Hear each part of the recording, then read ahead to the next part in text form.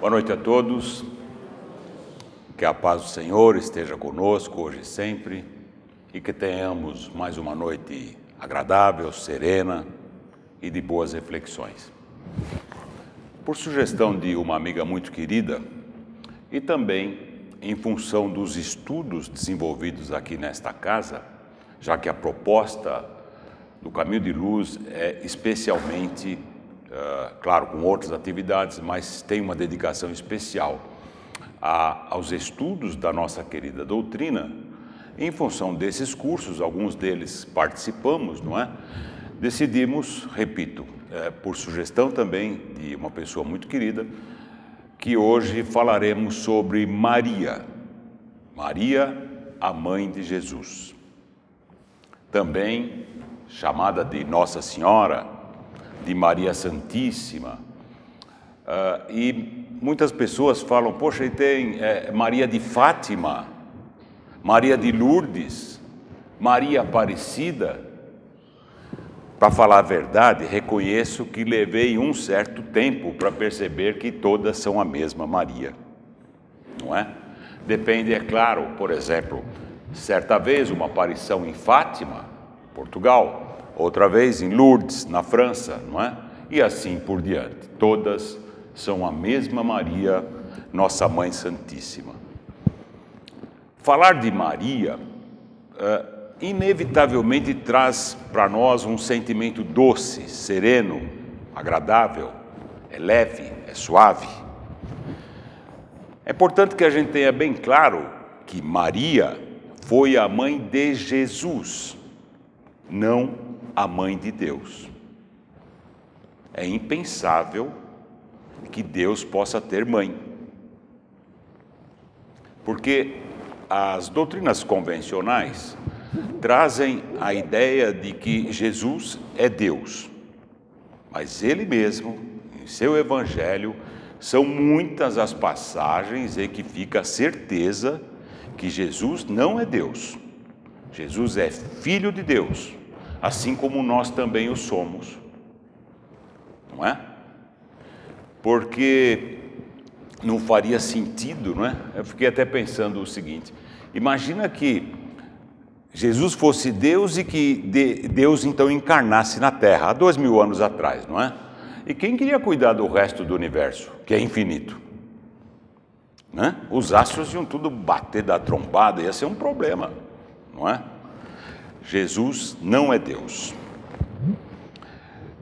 E também, Jesus não é um filho, assim, digamos, mais especial, mais amado, porque essa possibilidade levaria-nos a imaginar que Deus pode criar privilégios, o que também é inaceitável. Deus cria espíritos, todos absolutamente simples e ignorantes no início da sua jornada.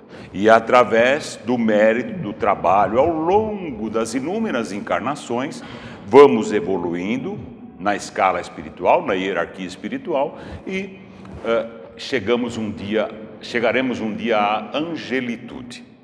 Podem acreditar, todos nós, todos vocês serão anjinhos um dia.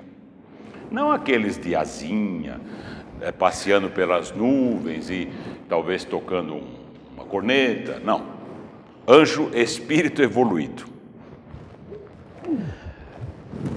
Jesus já era um espírito puro e perfeito quando há mais ou menos 14 bilhões de anos, eu vou repetir, 14 bilhões de anos, aconteceu que aquela bola incandescente, não é? Se deslocou pelo espaço em função da grande explosão, o Big Bang, não é? E Big Bang é essa explosão que gerou o nosso universo, porque a ciência hoje já admite que são vários os universos. E assim, aquela bolinha que saiu por aí, pegando fogo, tornou-se o nosso lindo planeta Terra. Mas é importante registrar que já há 14 bilhões de anos atrás, Jesus já era puro e perfeito, ou seja, ele já havia galgado todos os degraus da escala evolutiva. Claro que em outros orbes, em outros planetas, não é? Jesus, como eu disse, foi criado exatamente como nós e desenvolveu o seu processo evolutivo. Desenvolveu-se, não é? Assim, é claro, como aconteceu e acontece com Maria e com os apóstolos, os 12 apóstolos e outros seguidores, né? Provavelmente, ou melhor, pode-se admitir que Maria e os apóstolos pode ser que tenham se desenvolvido na jornada espiritual aqui mesmo na Terra. Não sabemos, mas isso é aceitável, mas Jesus não. Aquele grupo principal que esteve ao lado do Mestre há 2000 anos era composto de espíritos missionários. Não dá para a gente imaginar que Jesus está caminhando às margens do lago de Genezaré, do mar da Galileia, aí ele vê um homem jogando as redes ali, que era Pedro, falou: "Oh, você aí, pescador, segui-me." E o Pedro largou tudo e passou a seguir Jesus, e foi um dos baluartes, talvez, como o próprio Jesus diz, a pedra fundamental do cristianismo no planeta Terra. É claro que Pedro e aqueles outros companheiros encarnaram com essa nobre missão. O acaso não existe, não é? Eventualmente, um ou outro poderia falhar na sua missão, que foi planejada lá no plano espiritual, mas certamente Deus o substituiria por outro, mas o acaso não existe. São missionários, e é claro que isso inclui Maria, a mãe de Jesus. Ela encarnou com a nobre missão de receber como mãe, naquela oportunidade, há 2000 anos atrás, o espírito mais puro e perfeito que já encarnou em nosso planeta. E também é o nosso modelo, guia e governador. Algumas teorias falam de mais de uma encarnação de Jesus no planeta Terra. Bobagem. Ele só esteve encarnado uma vez. E fizemos o que fizemos com ele, né? Maria, portanto, um espírito preparado para a missão, a grande tarefa que ela teve, isso com certeza foi programado no plano espiritual. Eu vou relatar para vocês, a partir de agora, como foi a vida de Maria após a crucificação de seu filho Jesus.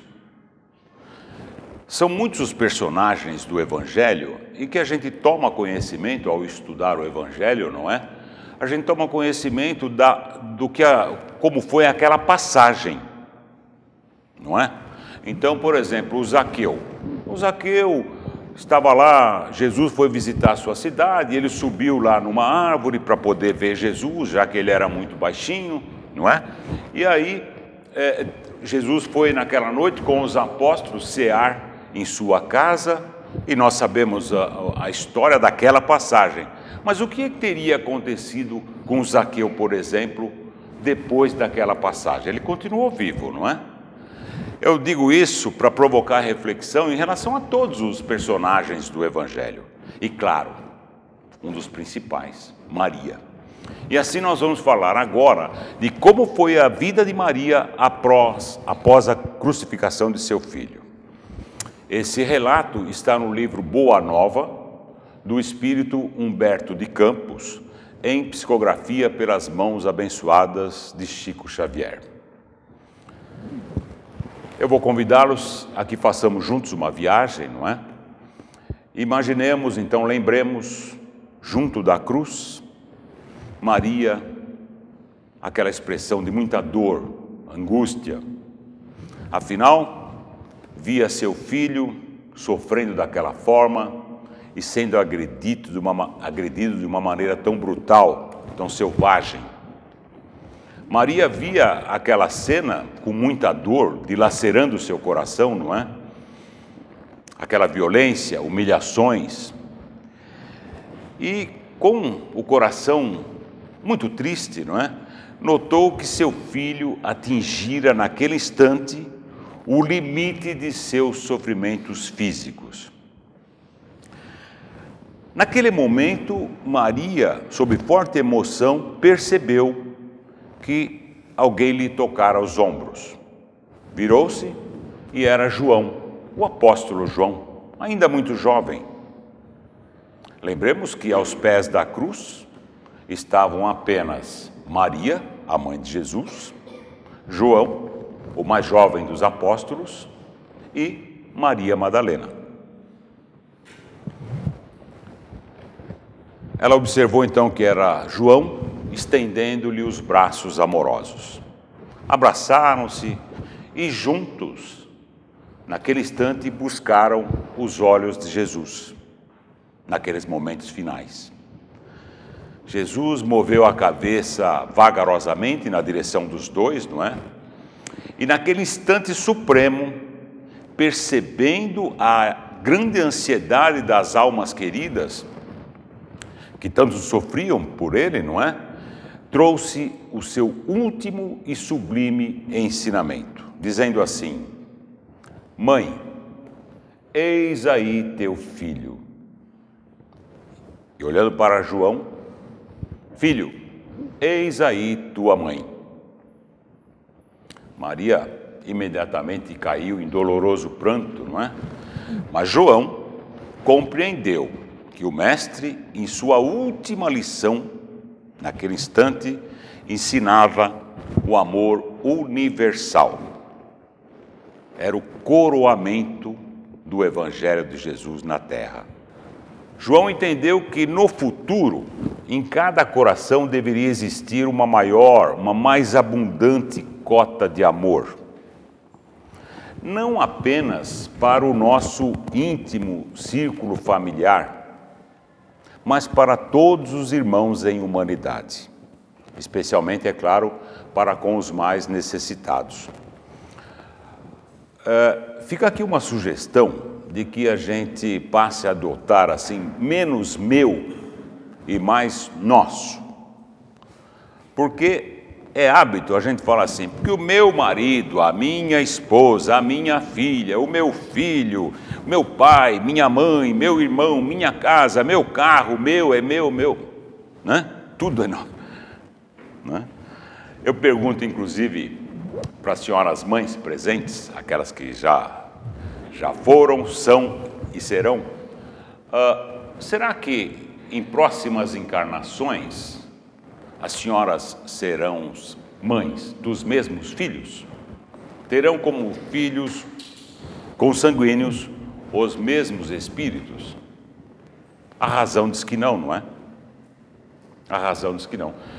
Portanto, é claro, o amor, especialmente o amor de mãe, que é o mais sublime que existente no planeta Terra, é o mais alto grau, não é?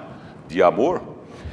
Mas a gente tem que compreender que pertencemos todos a uma grande família espiritual e que a família sanguínea é momentânea, é nesta vida, nesta encarnação.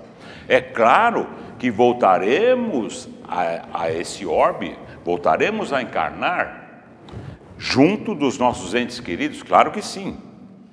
Somos uma família espiritual. Mas quantas vezes entre amigos, por exemplo, encontramos mais afinidades que em parentes próximos?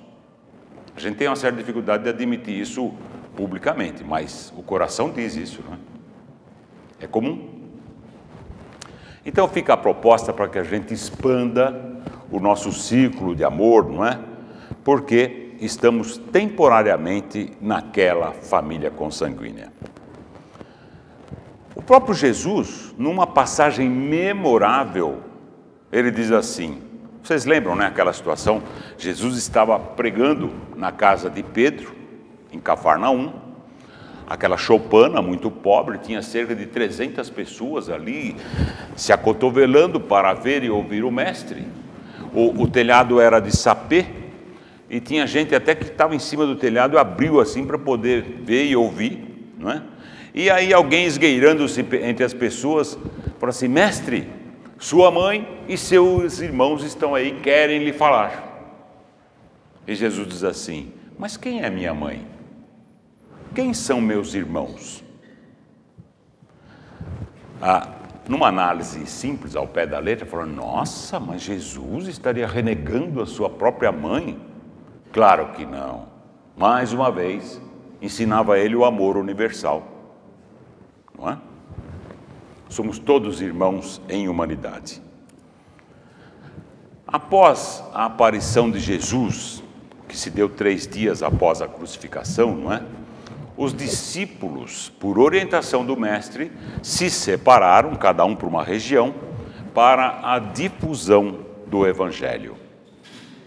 Maria, sua mãe, foi para Betaneia, onde, diz Humberto de Campos, moravam parentes mais próximos. Cabe aqui uma indagação para a gente refletir. Com certeza, a maioria de nós já pensou a respeito. Jesus teria tido irmãos consanguíneos?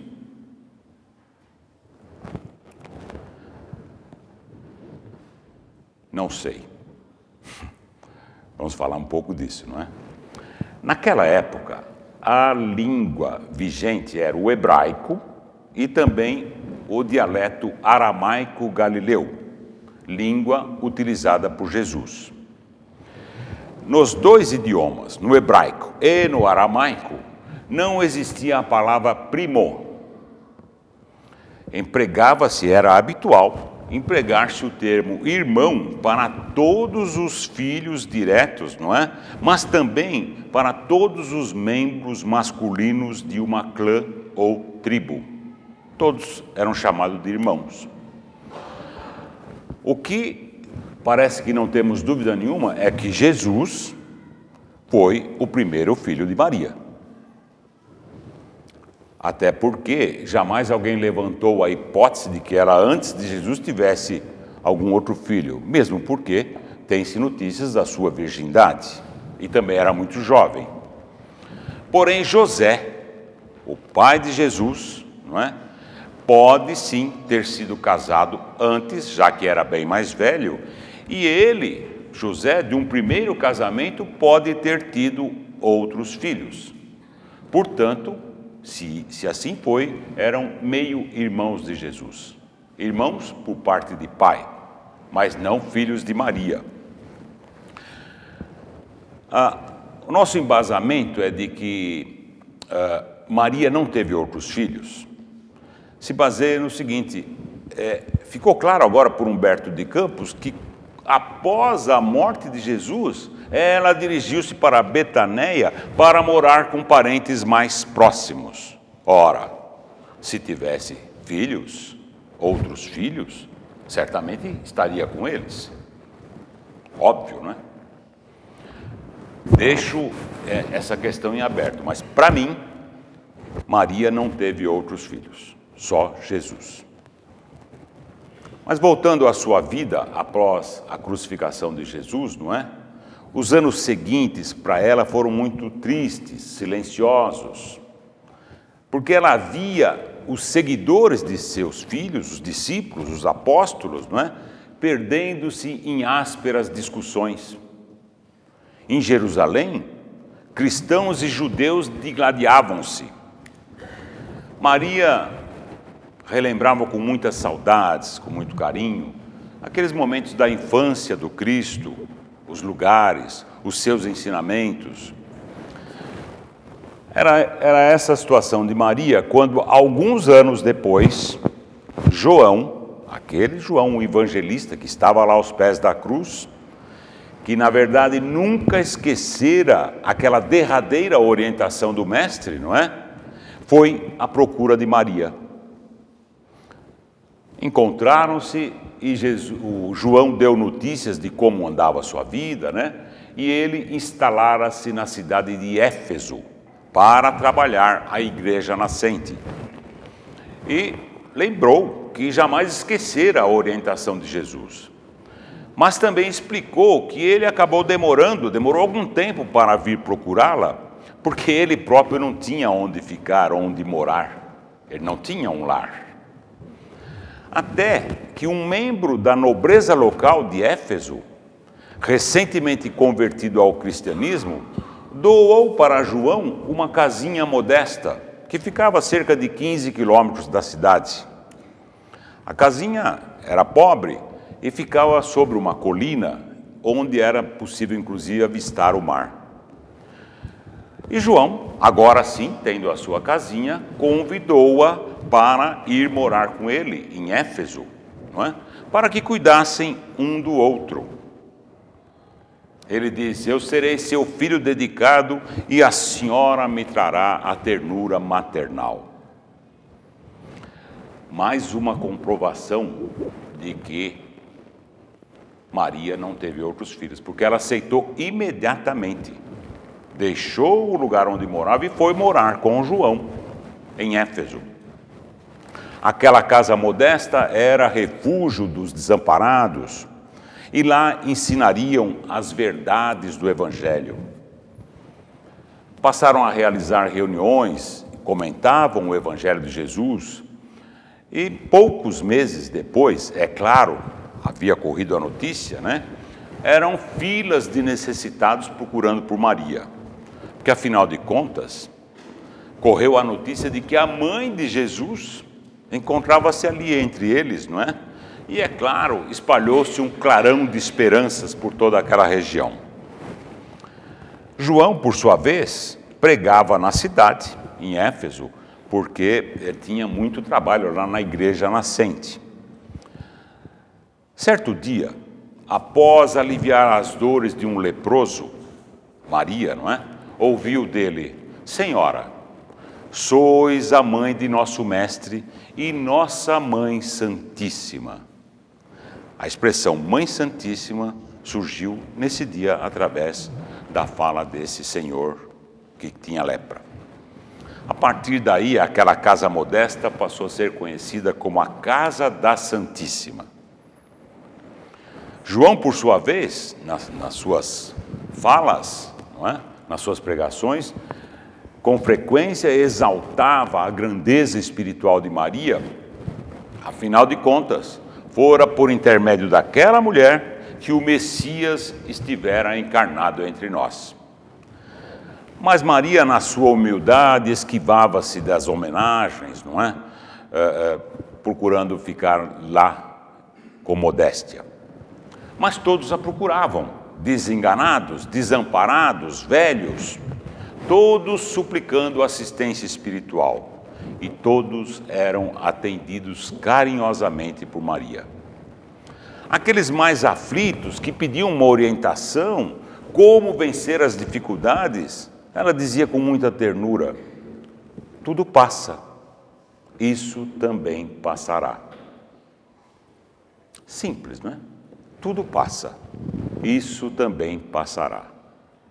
Meus irmãos, se sobre a ótica dessa orientação de Nossa Mãe Santíssima, se a gente parar para pensar, diante das nossas dificuldades, que todos a temos, ninguém encarnou aqui a passeio, vivemos num mundo de provas e expiações, temos dificuldades, vicissitudes. Não importa se você mora numa choupana ou num palácio, todos temos provas a superar. Isso não é pouca coisa, gente. Significa que jamais morreremos. Quem vai morrer é essa veste que nos acolhe momentaneamente. Vai perecer. Veio do pó e ao pó voltará. Mas nós, a nossa essência, somos espíritos imortais. E viveremos para sempre. Sob essa ótica, e mais a orientação de Maria, tudo passa, isso também passará, fica mais leve o fardo, não é? Se você olhar as suas dificuldades momentâneas, sob o prisma da eternidade, o problema muda de contexto, não é? Claro que muda.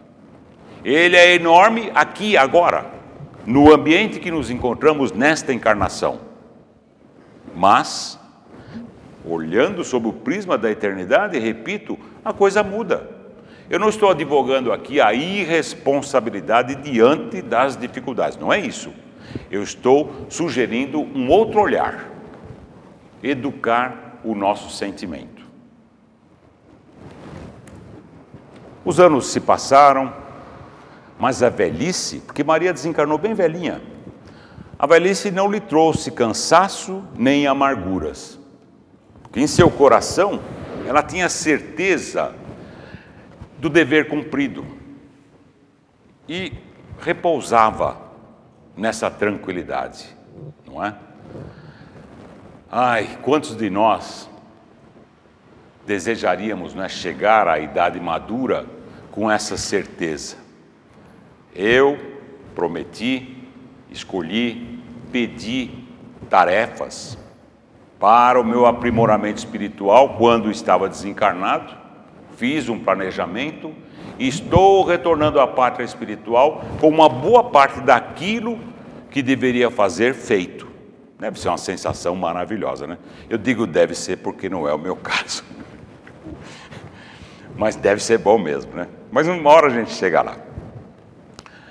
Chegavam a Éfeso notícias muito tristes das perseguições aos cristãos, as prisões, os lares desfeitos, os martírios, os corpos entregues às feras. Porém, alguns anos depois, num crepúsculo estrelado, no cair da tarde, não é? Maria, como se diz, por volta das 18 horas é a hora dos anjos, né? Maria, como de costume, fazia suas orações. Ela estava só, mas não se sentia só. E ao cair da noite, ela observou um vulto se aproximando, era um pedinte. E aquele homem, chegando próximo de Maria, ela estava no alpendre assim da pequena casa, ele diz assim: minha mãe, todos a chamavam assim, não é? Venho fazer-te companhia e receber sua bênção. E Maria, como de hábito, com muita ternura, convidou aquele pedinte a entrar. Aquele peregrino a impressionava muito pela voz que causava muita simpatia aos seus ouvidos. E aquele homem, mesmo maltrapilho, falou do Evangelho, das bem-aventuranças, da felicidade que aguardam aqueles filhos sinceros e devotados a Deus. E Maria foi ficando impressionada com a fala daquele homem, não é? Que mendigo seria aquele que tocava as fibras mais íntimas da sua alma? Afinal de contas, até então todos a procuravam para pedir, e aquele homem estava ali para dar, para consolar. Onde ela teria ouvido, pensava, noutros tempos, aquela voz meiga, carinhosa? Que emoções eram aquelas que o seu coração batia de forma diferente, descompassado? E nesse turbilhão de fortes emoções, não é, doces, porém fortes emoções, aquele hóspede anônimo estende-lhe as mãos e diz: minha mãe, venha aos meus braços. Muito emocionada, ela olhou para aquelas mãos nobres e viu duas chagas. Instintivamente olhou para os pés daquele peregrino e viu também a marca dos cravos. Entendeu, é claro, que era o seu filho amado que estava visitando-a. E muito emocionada, feliz, diz: meu filho. Não conseguindo dominar a sua imensa alegria, Maria quis ajoelhar-se para beijar os pés do seu filho amado. Jesus, agora já envolvido num grande feixe de luz celestial, levantou-se e ele sim ajoelhou-se e beijou as mãos de Maria. Sim, minha mãe, sou eu. Venho buscar-te, pois meu Pai quer que sejas no meu reino a rainha dos anjos. Olha que coisa linda. Meu Pai quer que seja no meu reino, na terra, a rainha dos anjos. Maria cambaleou, a sua felicidade era indescritível, né? O corpo ficou paralisado, as emoções eram muitas. E nesse instante ela ouvia o cantar de anjos. Na manhã seguinte, foram a Éfeso buscar João, para que ele estivesse com Maria Santíssima, sua mãezinha, em seus últimos instantes. No amanhecer do outro dia, rompiam-se os últimos laços que aprendiam a vida material. Maria acabara de desencarnar. A nobre alma elevava-se da terra em um enorme cortejo de anjos que vieram recebê-la, caminhavam juntos, né? Subindo aos céus.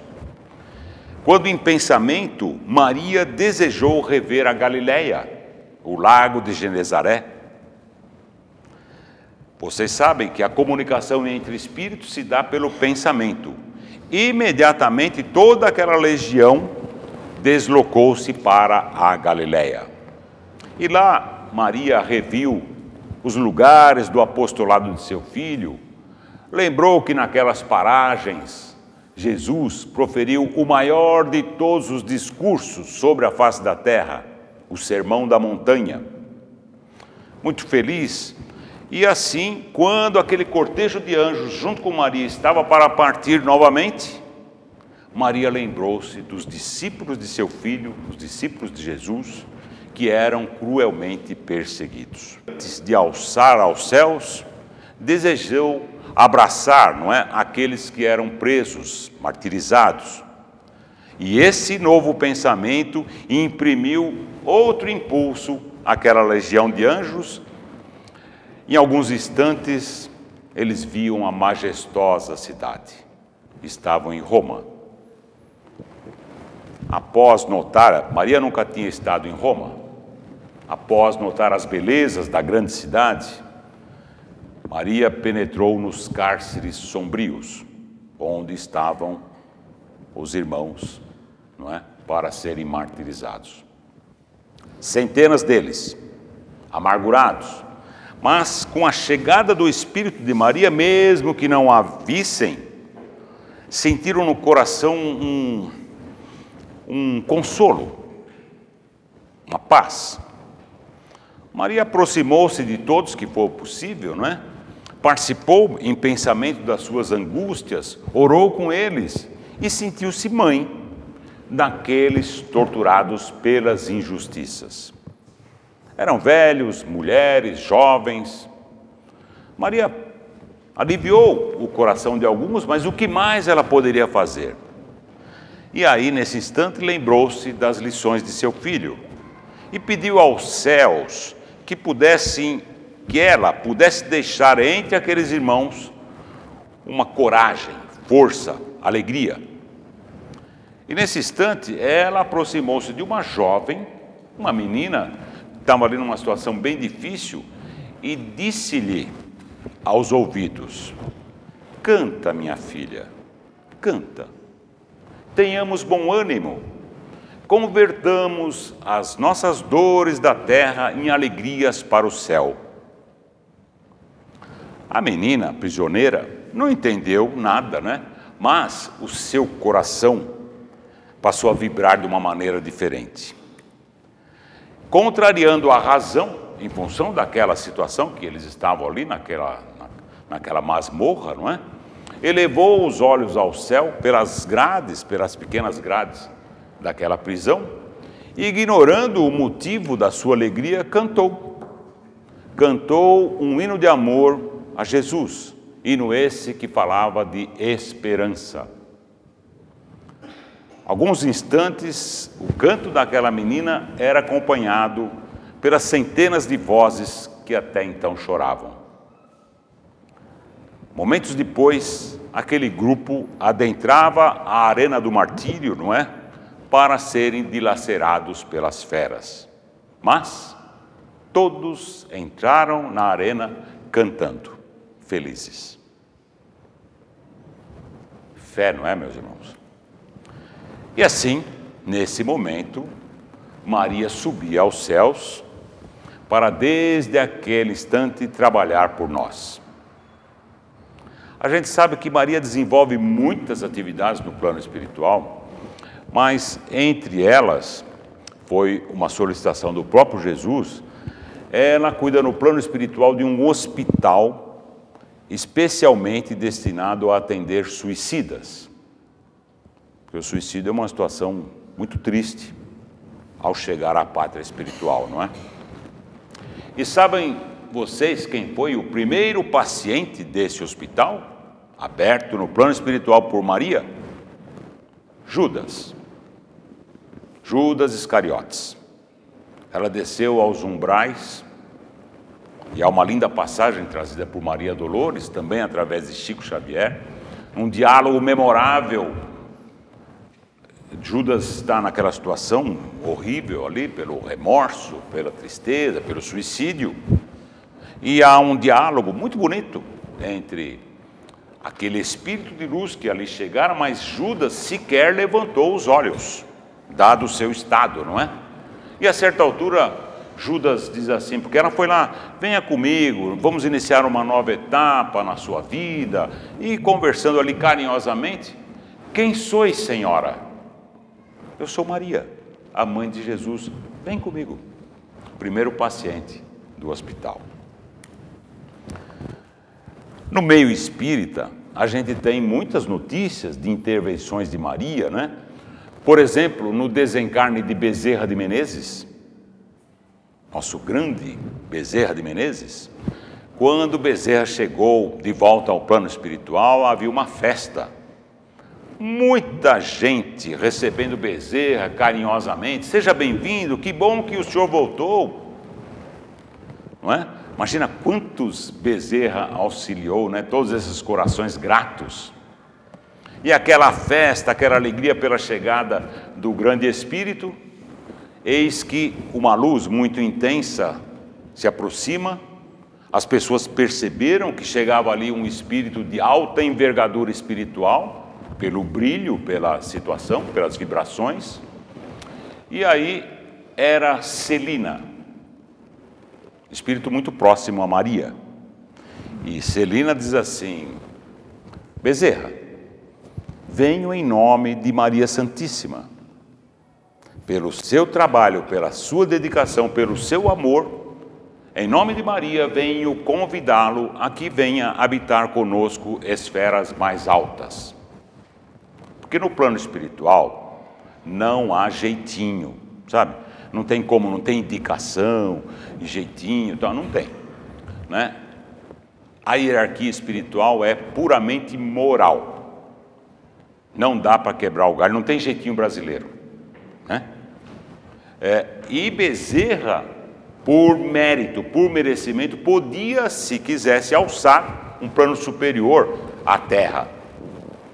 E nesse instante Bezerra, muito emocionado, diz, olha, é uma honra receber um convite de Maria, mas eu vou ficar aqui com meus irmãos na terra para continuar dando uma ajudazinha aí. E Bezerra está até hoje conosco, toda hora, não é? Nos amparando.